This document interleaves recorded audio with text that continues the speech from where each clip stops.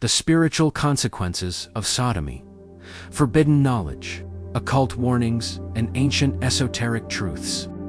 Have you ever wondered why certain acts have been universally feared, hidden and shrouded in ancient warnings? Why some traditions describe certain forbidden practices not just as sinful, but as portals to deeper spiritual disconnection? This isn't just about morality. This is about energetic laws, occult mechanics, and ancient mystical insight.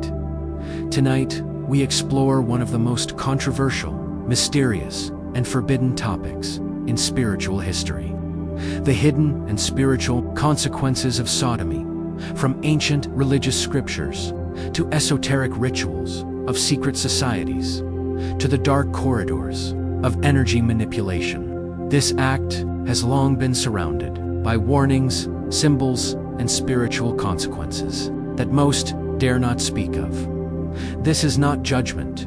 This is not doctrine. This is a journey into the unknown. Segment 1: Religious and Ancient Scriptural Warnings in the Ancient Scrolls of the Abrahamic religions, Christianity, Islam, and Judaism. Acts of sodomy are recorded not only as sinful, but as catalysts for divine judgment in the Bible.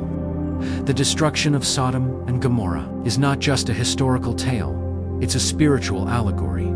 According to some theological scholars and mystics, this act disrupted the divine order of creation, not because of the act itself, but because of the spiritual inversion. It represented the Zohar, a foundational text of Jewish mysticism, speaks of sexual energy.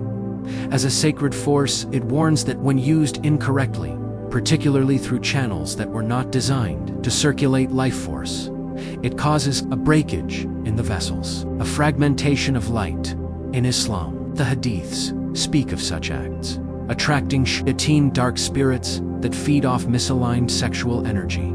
The soul, they say, begins to lose its natural shield. But what does this all mean metaphysically? Let's go deeper. Segment 2: Esoteric and Occult Knowledge. In occult circles, particularly within shadow magic and certain left-hand path doctrines, sodomy was not forbidden, it was utilized. But here's the chilling truth: it was rarely used for liberation. It was used for domination. Some ancient black magicians believed that by forcing life energy through the exit portal, the anus, they could disrupt the soul's divine architecture, inducing confusion, submission, and energetic entrapment. It wasn't about lust, it was about control of the will in rituals. Associated with dark alchemy, this act was used to seal pacts, bind spirits, or invert kundalini energy, sending it downward instead of upward. The anus, in these teachings, is not designed to circulate creative force. In doing so, can result in energy looping, distortion of identity, and even spiritual parasitism. You might be wondering, is this just ancient superstition, or is there something more? Segment 3: Energetic and Chakra Disruption. From a chakra perspective, the body's energy system flows like a river. From the root mula upward toward the crown, the root chakra governs cervical security and grounding. The sacral chakra governs sexuality and creativity, when energy meant to flow upward is instead reversed, as occurs in certain practices. Some esoteric healers claim this can cause 1. Energetic confusion, 2. Psychic disconnection, 3. Distorted desire loops, 4. Or even the attraction of lower astral entities. In Taoist inner alchemy, this is known as the leaking of essence. And when this happens repeatedly, the body's jinged, its foundational vitality, is said to deteriorate. In more extreme teachings, certain acts are said to open the gate of the serpent. Not the awakening kundalini serpent, but the chaotic, devouring force beneath it. Segment 4: Gnostic, Hermetic, and Mystery School Perspectives.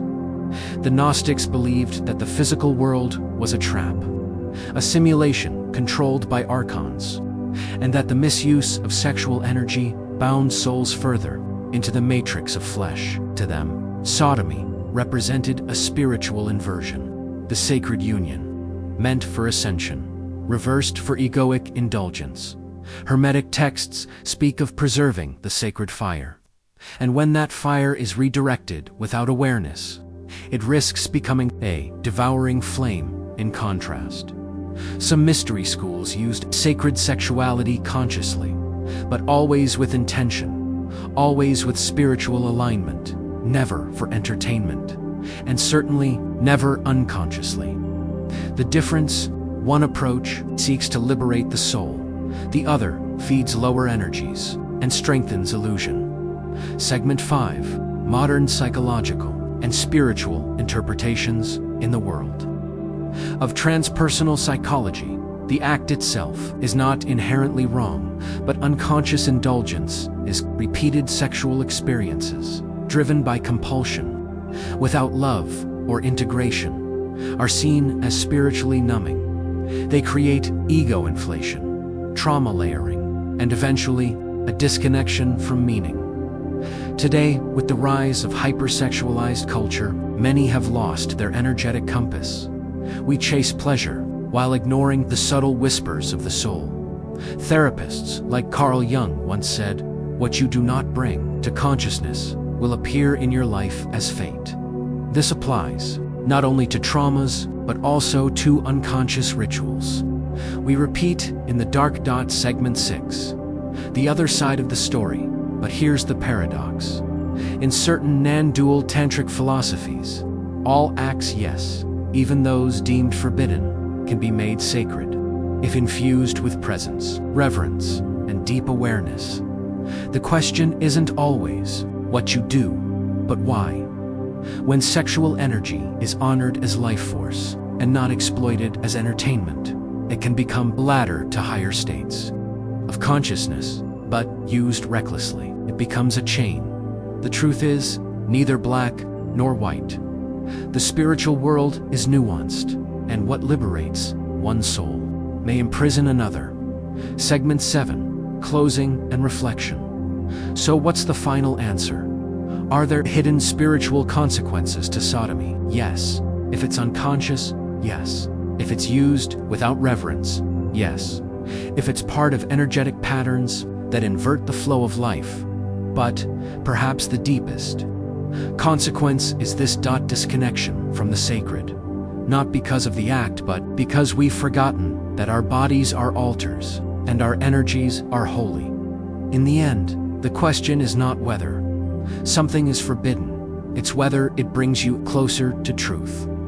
If this video challenged your thinking, if it opened doors you never knew existed, then consider subscribing to Mysteries and Forbidden Legends.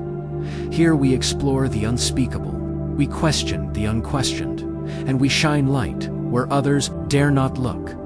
What are your thoughts? Is there a deeper truth behind ancient warnings? Let us know in the comments. And remember, some knowledge was hidden, not to protect you from evil, but to protect the world from your awakening.